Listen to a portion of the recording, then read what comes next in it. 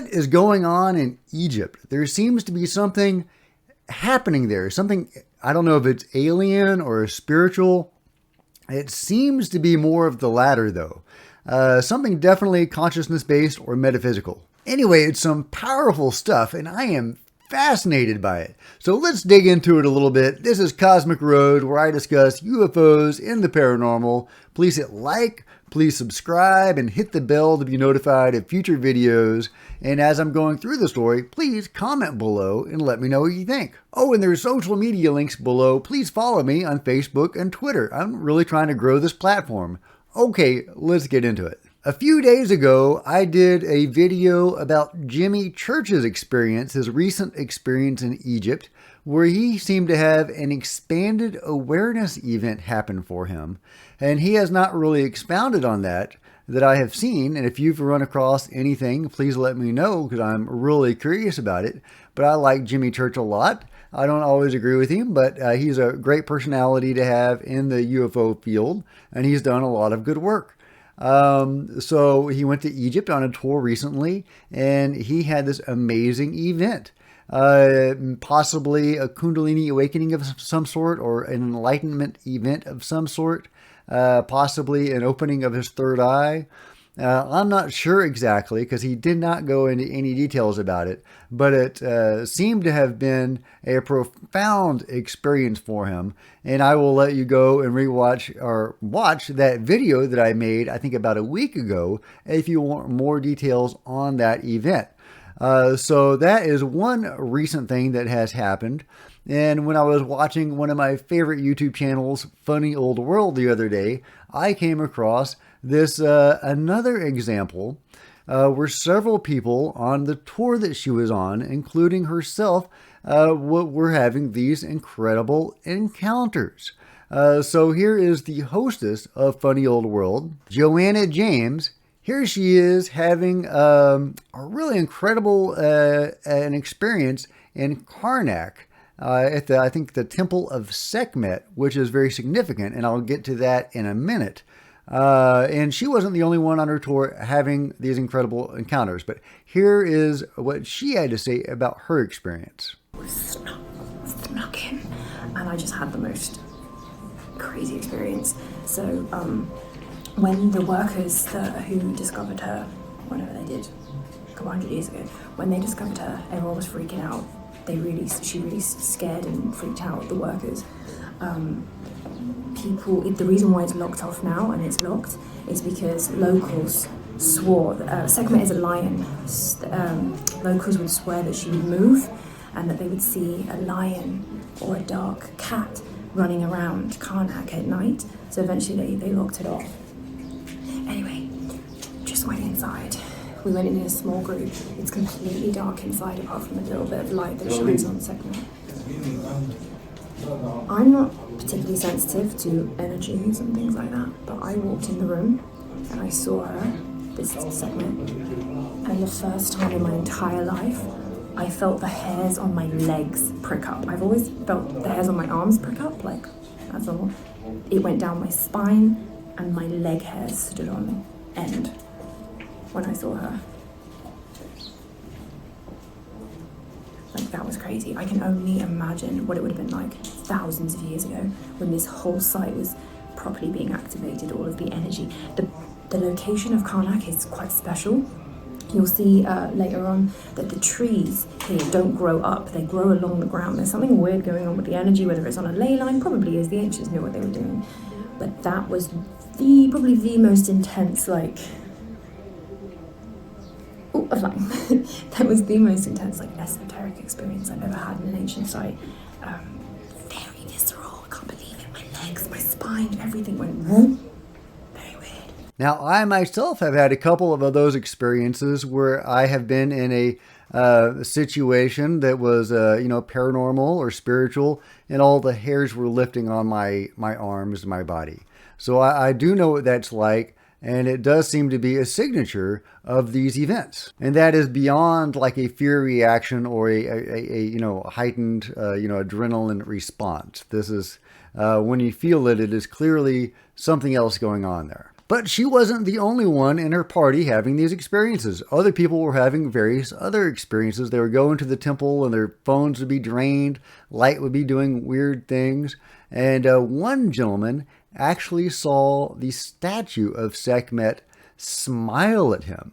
Let's listen to his account. It was when the people were coming out and I started seeing their faces, I was like, is it hot inside or whatever? So I went in expecting just to see a statue, expecting to see another temple. Like we've seen all the way through. Seen all the way. Yeah.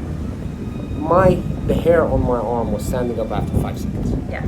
I couldn't focus the camera on the thing. That really, really stressed me out because this is something I can control. I've been doing this for a very long time. I could not do what I'm comfortable in doing. And then, hang on, I'm not making this shit. The thing smiled at me. Yeah. When NXT told me to step over the line and just look at it, the thing just went up. It just smiled at me. That really terrified me. It was scary, yeah. It was terrifying, and I do not believe in any of this. Yeah. And yeah. Thank you. Blew my mind. Fascinating, right? So Sekhmet, the goddess, smiled at him. Now, that is extremely interesting because that will lead us into our final encounter, which we'll talk a little bit about Chris Bledsoe, who I absolutely love. But before we do, we have another experience. This is Larry Hunter, who I have talked about before. I did a video a few days ago about him and his thoughts on Egypt and the pyramids and who built the pyramids and the age of the pyramids. And he's a fascinating figure because he's actually taken his learnings, what he has gleaned from the construction of the pyramids, and he has turned that into usable solar technology. He actually is a patent holder on some early solar technology that he developed through studying the pyramids. Does that mean he's right and that the pyramids were used to gather energy? I don't know, but that is a common theme among more esoteric approaches to the pyramids. So, yeah, but during his early days of going to Egypt, he went to the Great Pyramid, and beneath, in a low chamber underground in the Great Pyramid, in a chamber that he calls the Hall of Osiris, that he discovered, he claims to have discovered, he had an expanded awareness event. So just real briefly, here he is talking about that. Larry, I was listening to a radio show, and you were a person that came on, and there was an alleged rock that, when taken into the closet, gave off some kind, or hooked to a watch, would give off some kind of a glow or something. Wasn't that you? That was me, but the story came from Art Bell. All right, Art Bell, I don't know how he did it, but the area that I was referring to was down in the bottom of the Great Pyramid, of which I found a secret room in 1979. There's so many stories that you could have talked about, but you didn't. But underneath this room, I got scanned, Ted, by some kind of powerful field. And I can say that it literally altered my idea of everything from that moment on. But it was underneath that space that my watch would glow in total darkness after having been down there 4 hours. And in that experiment of being down there 4 hours, incredible things were happening. I was making wonderful discoveries. I was hearing voices. I thought I was crazy for a moment, or at least if I told someone I was hearing voices, they would say, "You're crazy." But then when I heard the coffer going down and I heard the rhythm of tours going in, the coffer and down, I knew that from the very bottom of the pyramid, at the end of the dead-end passage, 52 feet back into solid rock, I could hear people 240 feet in the King's Chamber. Tourists taking tours. Now that's amazing. That's an incredible experience. And he goes into more detail about it on his website, and you can check that out. Sadly, there are very few videos of him, very few interviews with him, because he's a fascinating figure in all of this. And I would really like, to see more from him. He is updating his website, and he is going to have more content in the future. But he has, kind of been radar silent for years on this, and that's too bad, at least that I've seen. So he's done at least one presentation on Gaia with George Norrie, but I haven't seen a whole lot else from him. So anyway, moving on to the final encounter that I'm going to talk about, and that's Chris Bledsoe, who is a fascinating figure in ufology and spirituality. He is a someone that blends those two very well, and his experiences blend those two, as do many experiencers who are abductees or contactees of the beings. Also have various metaphysical consciousness, spiritual things that happen to them as well.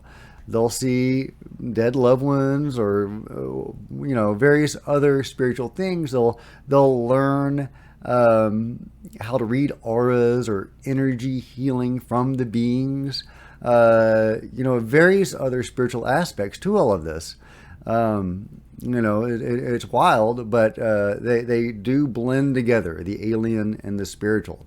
That may rub some people the wrong way, but they are all part and parcel of the one big picture. And it makes sense that if there are higher dimensions, then advanced beings would have learned to interact with them. So, just one way of looking at it. But Chris Bledsoe, a lot of really important people take him very seriously. People from NASA, CIA, Lou Elizondo is made friends with him.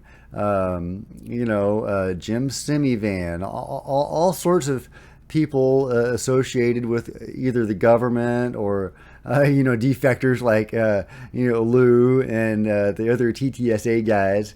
All sorts of really credible people have taken his stories very, very seriously. And his son was even told there's a designated satellite watching the Bledsoe house, because he keeps having these incredible experiences. And he is, most famous for his experience with the lady. That is what she is often called. She has other names, and that's what will tie into Johanna's experience in Egypt, where she visited in Karnak in the temple of Sekhmet. Sekhmet is an aspect of the goddess Hathor, the Egyptian goddess Hathor. And Hathor is the lady. That is who the lady that Chris Bledsoe encountered identified. She identified herself as Hathor. She also identified herself, I believe, as the divine feminine, in one half of the Trinity, of the Christian Trinity, the way it used to be. And there is evidence to back this up. That it wasn't always the Father, the Son, and the Holy Ghost. It was the Father, the Mother, and the child. So, and she is the mother. I hope that's not offensive, but that is according to Chris Bledsoe. And but she also identifies as Hathor. And at one point, I believe she actually appeared to him as a bull, which is also how Hathor is represented. But Sekhmet is an aspect. She is the warrior aspect, I guess, of Hathor.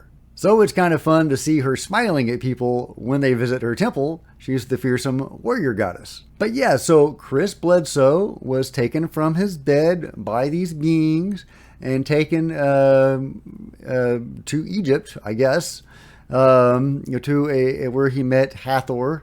I think she was in a hollow in a cliff, if I'm remembering right. And she told him, the secrets of the universe, and gave him various prophecies and wisdom, which he has not disclosed all of. He says, when the time is right, he'll disclose more. And in bits and pieces, he has disclosed more over the years. And I'm always curious when I hear him speak, or, his son, I think Ryan, speak for him, because Ryan does, if I'm getting that name right, does speak out a lot, and he is very public with this stuff. And he has a YouTube channel too you might want to check out. And if you want more details about Chris Bledsoe's experiences with the lady and beyond, by all means, seek that out, but that is beyond the scope of this video. That's a whole segment or multiple segments by itself. But at any rate, he was interacting with the lady who identifies herself as Hathor, and Sekhmet is an aspect of Hathor. So I find that very interesting that he is not the only person having modern interactions with the Egyptian goddess Hathor / Sekhmet. And meanwhile, Jimmy Church is having expanded awareness events when he goes there, as others seem to have been in his tour group. And in Joanna's tour group, there were multiple people having these experiences.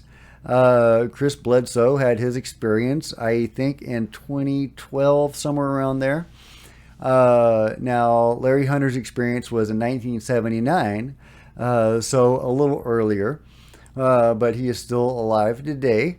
So there are all these modern people from the West that are going to Egypt and having powerful metaphysical experiences.